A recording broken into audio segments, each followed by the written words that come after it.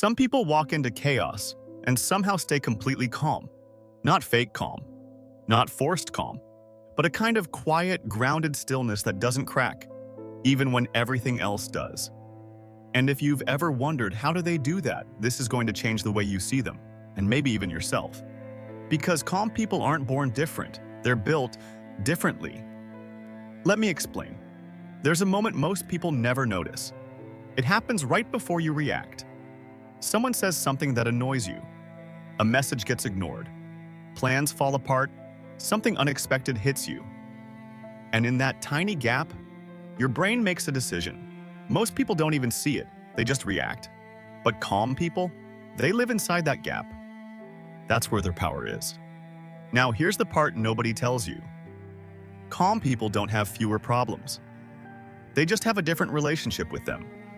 Think about someone you know who always seems composed. When things go wrong, they don't rush to speak. They don't panic. They don't escalate. They pause. And that pause is everything. Because psychologically, calm people have trained something most people never develop. Emotional separation, not suppression, not avoidance. Separation. They can feel something without becoming it. Imagine anger rising inside you.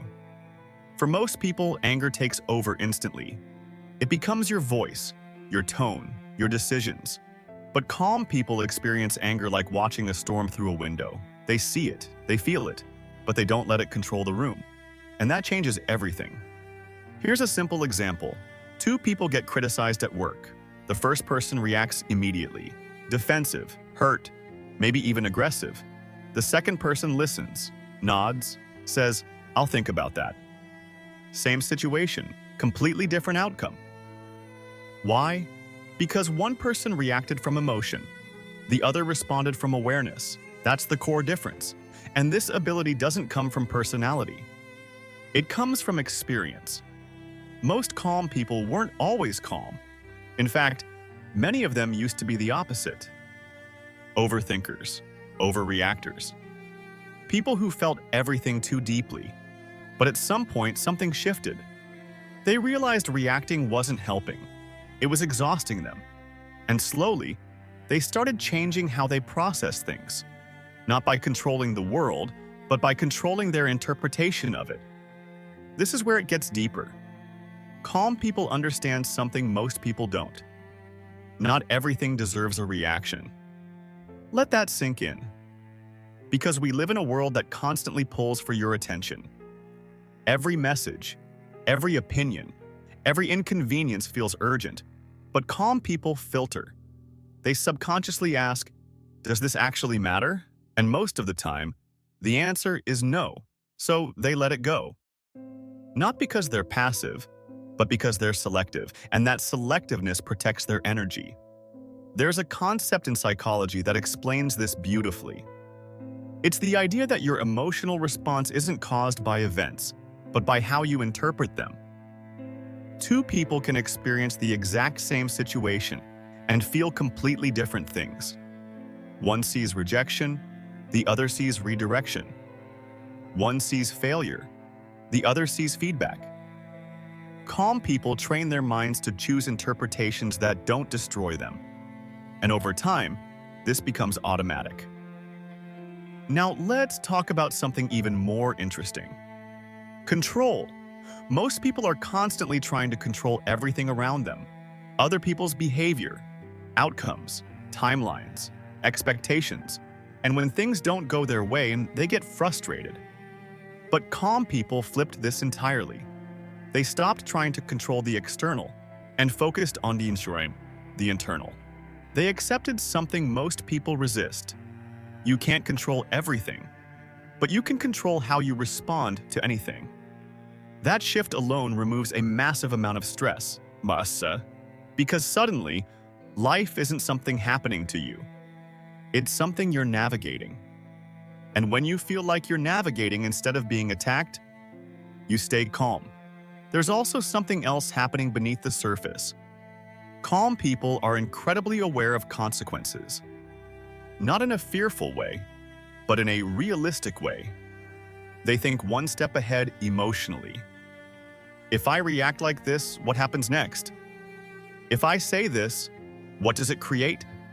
This ability to pause and predict is what keeps them grounded.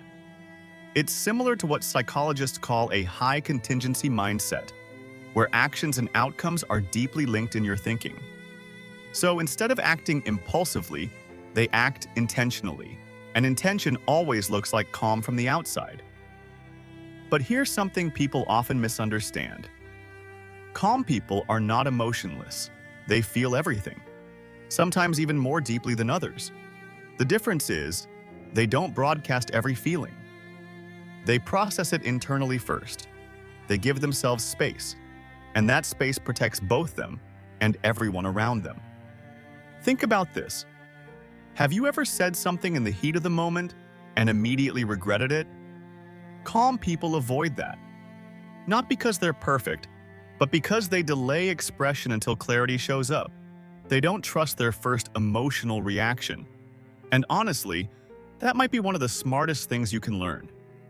Now, let's go even deeper. Many calm people developed this trait because chaos forced them to. Maybe they grew up in environments where emotions were unpredictable, where reacting strongly made things worse, where staying quiet, staying steady, was safer. So their brain adapted. It learned to regulate before reacting. What started as survival became strength, and over time, it turned into identity. That's why calm people often feel older than their age. They've spent years observing instead of exploding, thinking instead of reacting, and that builds a kind of internal stability most people don't have. But there's a hidden layer here too. Calm people are deeply aware of energy, not in a mystical way, but in a psychological one.